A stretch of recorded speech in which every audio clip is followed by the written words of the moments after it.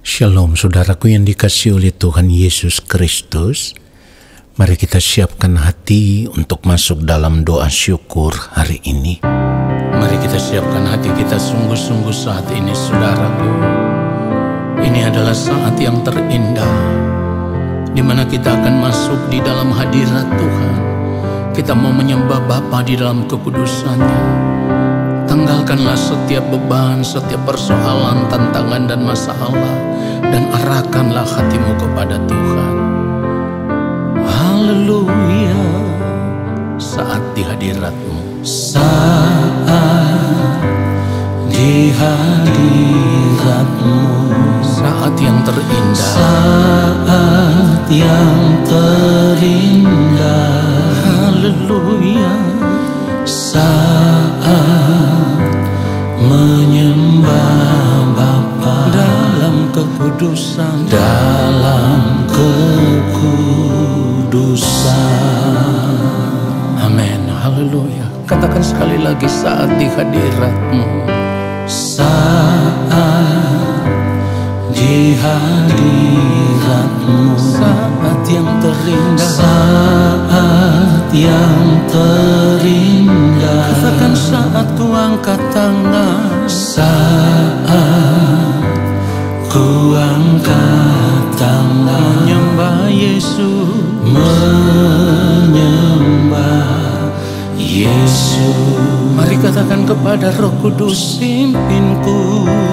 Roh Kudus pimpin Saat ku menyembah, saat ku menyembah. urapi hamba-Mu, Urapi hamba-Mu Tuhan, di hadirat-Mu, di hadirat-Mu. mari katakan sekali lagi, saat di hadirat-Mu, Saat di hadirat-Mu, amin. Saat terindah, saat yang terindah. kami mau mengangkat tangan di hadapan-Mu ya Allah. Saat ku angkat tangan menyembah Yesus. Roh Kudus pimpinku, Roh Kudus pimpinku. haleluya. Saat ku menyembah, Urapi hamba-Mu, urapi hamba-Mu Tuhan, katakan di hadirat-Mu, di hadirat-Mu. katakan sekali lagi, Roh Kudus pimpinku. Roh Kudus pimpin. Yes Lord, saat ku menyembah, Saat ku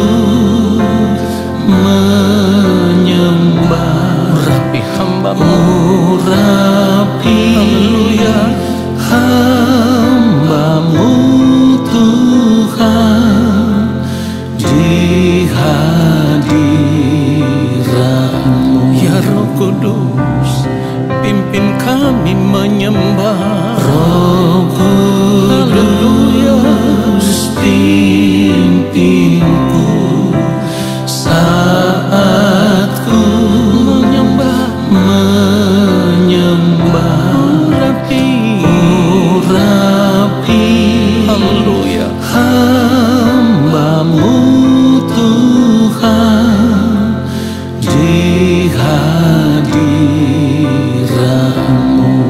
Urapilah kami ya Bapa di sorga. Urapi Haleluya. hamba-Mu Tuhan, di hadirat-Mu. Di hadirat-Mu, Di hadirat-Mu.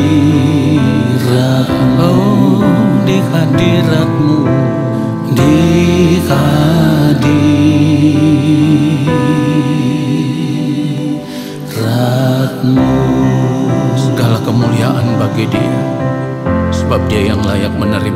dan kemuliaan. Mari kita berdoa.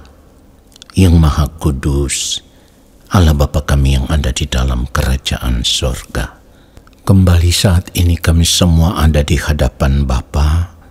Kami merindukan firman-Mu. Sampaikanlah apa yang menjadi isi hati Bapa kepada kami lewat kebenaran firman yang akan kami dengar, lalu Roh Kudus Tuhan mengurapi kami. Dan ketika firman itu kami dengar, kami mau berjuang untuk hidup seturut dengan firman-Mu ya Tuhan di sepanjang umur hidup kami. Di dalam nama Tuhan Yesus Kristus, kami berdoa dan kami siapkan hati kami untuk firman Tuhan saat ini. Amin. Saudara yang dikasihi oleh Tuhan Yesus Kristus, sebagai orang percaya atau sebagai orang Kristen, kita harus berani menguji seberapa setianya kita terhadap Tuhan. Orang yang mau benar-benar hidup setia kepada Tuhan itu, ia akan menjaga sikap hatinya, menjaga perkataan, gerak pikiran, tindakan, bahkan perbuatan-perbuatan yang dilakukannya.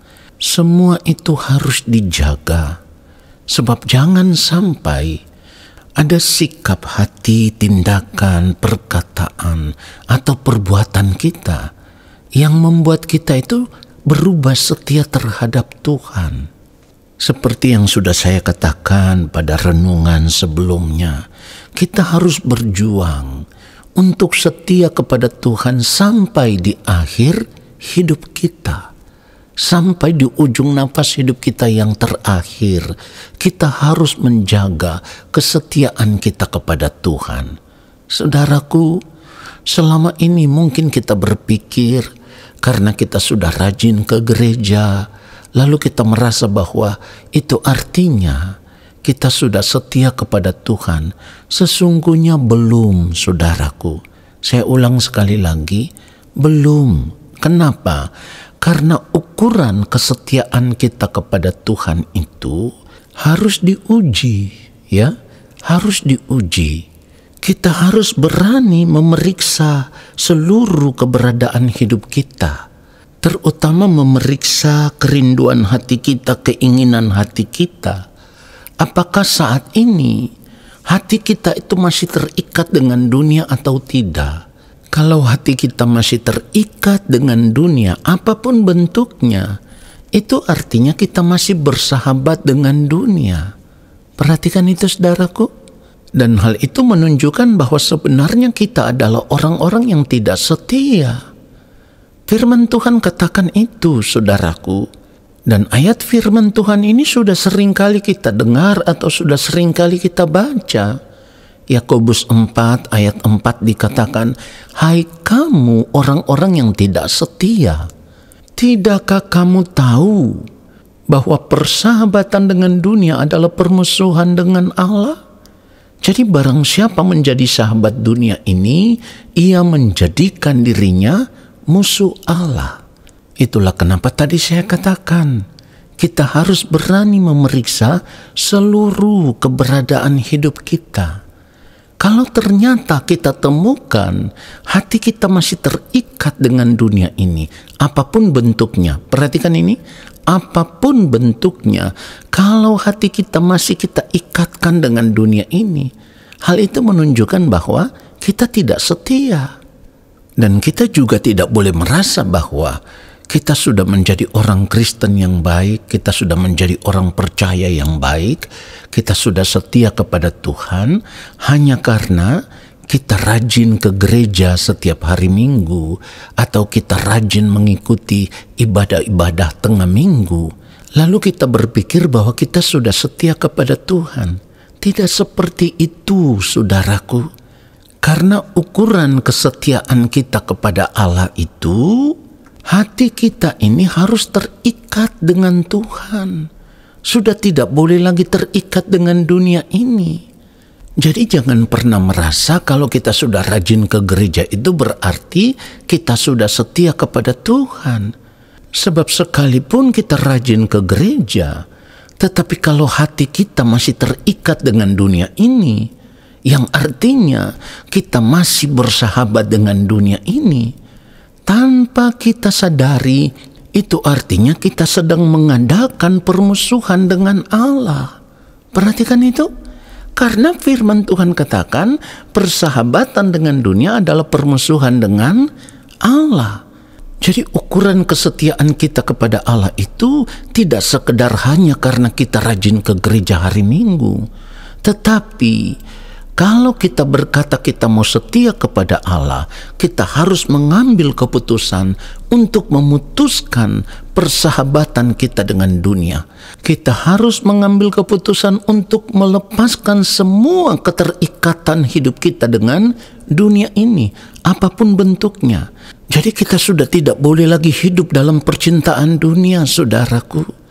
Hati kita ini sudah harus benar-benar terikat dengan Tuhan saja.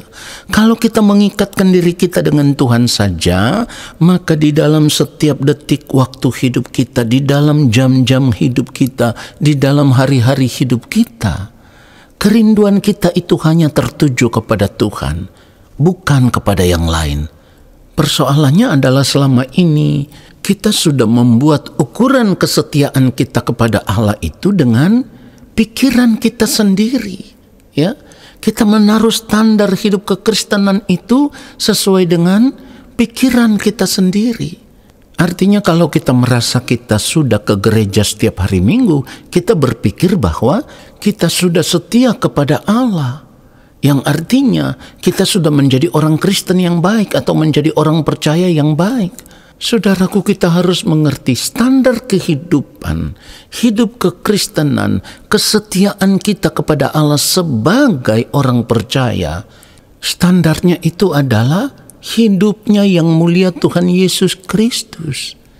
Nah, kalau standarnya itu adalah hidupnya Tuhan Yesus, berarti kita harus belajar dari hidupnya yang mulia Tuhan Yesus Kristus.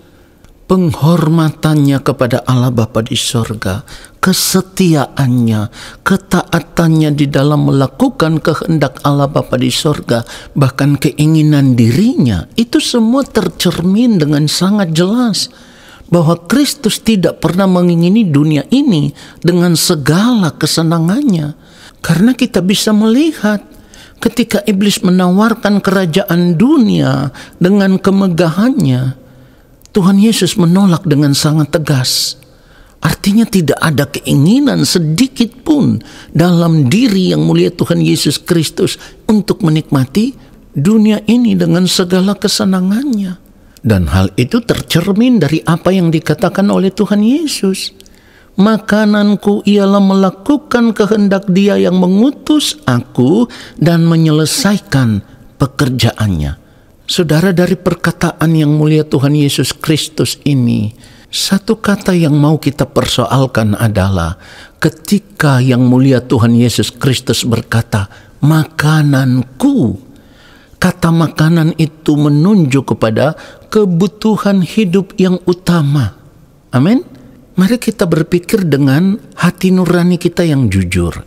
Kalau kita tidak makan terus-menerus, lama-kelamaan pasti kita akan mati. Jadi kalau yang mulia Tuhan Yesus Kristus berkata makananku ialah melakukan kehendak Dia yang mengutus aku dan menyelesaikan pekerjaannya.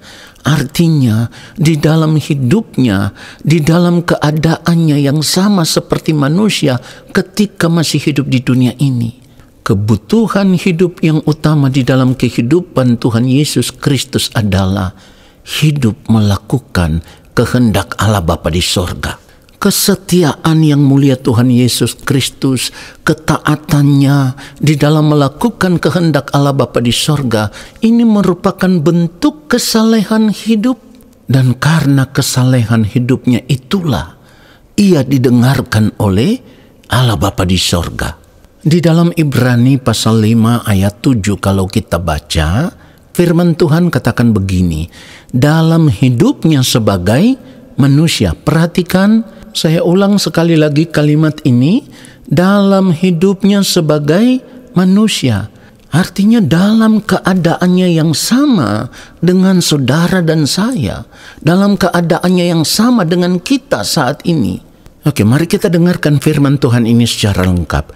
Dalam hidupnya sebagai manusia, ia telah mempersembahkan doa dan permohonan dengan ratap tangis dan keluhan kepada Dia yang sanggup menyelamatkannya dari maut. Perhatikan kalimat terakhir, dan karena kesalehannya ia telah didengarkan. Saudara perhatikan itu.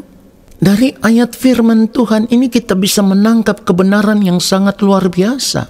Artinya dalam keadaan yang sama dengan manusia, Tuhan Yesus selalu memiliki persekutuan dengan Allah Bapa di sorga.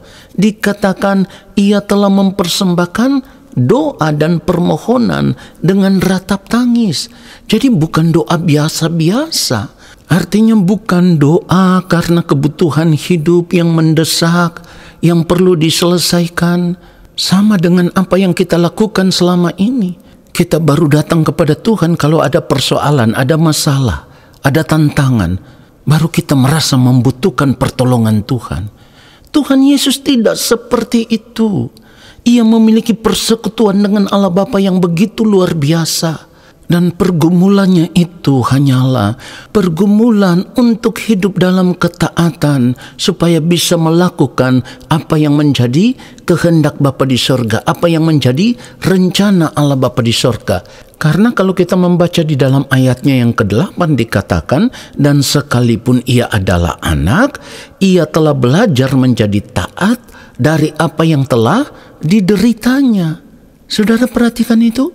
Dan apa yang Tuhan Yesus lakukan ini merupakan perjuangan untuk mencapai kesempurnaan. Jadi ketaatan di dalam melakukan kehendak Allah Bapa di sorga itu hanya memiliki satu tujuan, sampai pada akhirnya kita bisa mencapai kesempurnaan. Di dalam ayat 9 dikatakan, dan sesudah ia mencapai kesempurnaannya, ia menjadi pokok keselamatan yang abadi bagi semua orang yang taat kepadanya. Di sini kita bisa melihat contoh hidup.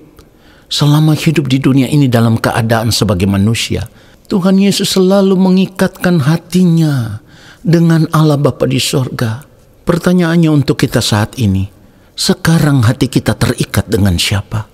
Terikat dengan dunia ini atau terikat dengan Allah Bapa di sorga? Kalau hati kita masih terikat dengan dunia ini, itu artinya kita tidak setia kepada Allah. Bahkan lebih daripada itu, kita sedang mengadakan permusuhan dengan Allah. Biarlah kebenaran firman Tuhan ini menyadarkan kita semua. Amin. Mari kita berdoa, saudaraku. Terima kasih Bapa di sorga untuk kebenaran firman-Mu yang sudah kami terima. Kami bersyukur, kami terus ditegur, dan kami mau mengambil keputusan untuk berubah. Kami mau berubah, setia kepadamu ya Tuhan. Kami mau mengikatkan hati kami hanya dengan Engkau saja ya Allah. Lalu di sisa umur hidup kami mau hidup hanya untuk melakukan kehendak-Mu ya Bapa. Terima kasih Bapa untuk firman-Mu yang sudah memberkati kami. Lalu saat ini kami semua mengangkat tangan di hadapan Bapa di sorga. Kami percaya Engkau akan memberkati hidup kami. Turunlah atas kehidupan kami segala berkat kasih karunia daripada Allah Bapa di sorga. Rahmat cinta kasih yang berlimpah-limpah dari Tuhan Yesus Kristus, di dalam persekutuan yang manis dengan Roh Allah yang kudus, menyertai langkah hidup kami dan memberkati kami sekarang dan sampai selama-lamanya. Amin. Saudaraku, terima kasih sudah mengikuti doa syukur hari ini. Sampai jumpa dalam doa syukur besok hari. Tuhan Yesus memberkati kita semua. Shalom.